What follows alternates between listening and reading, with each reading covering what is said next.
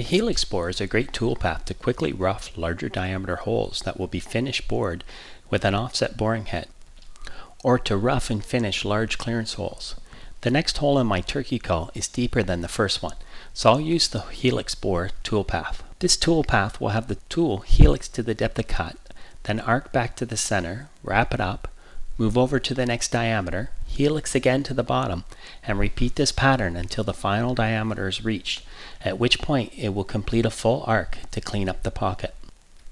To create this toolpath, I can select the drop-down menus, point circle toolpaths, and then helix bore, or I'll copy the circle mill.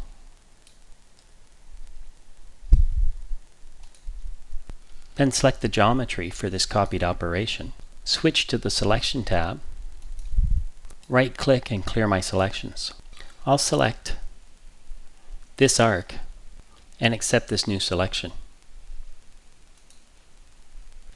Then I'll select the parameters for the copied toolpath, select the toolpath type, and change it to the helix bore. I'll select the tool settings, which should be good other than the comment. I'll change it to helix bore to the top of the island.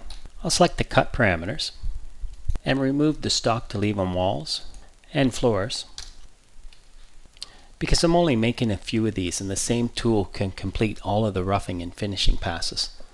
The start angle is the same as the circle mill. The entry/arc exit arc sweep of 180 degrees is fine, and with the start on center option enabled, the tool will start on the center of the hole, then arc out to the cut diameter, sweeping through 180 degrees. I'll select the rough/finish tab, then set the number of rough passes to 2, the rough pass step over to 0.7, and I'll enable the finish pass. I'll set the finishing method to circle.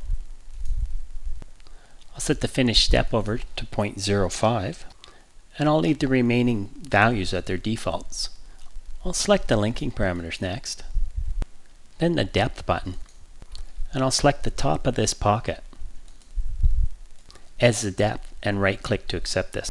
I can now accept these changes and regenerate the toolpath. The cut lines look good, so I'll select all operations and verify them. I'll play the simulation, and it looks good, so I'll close the simulator and I'll save my work.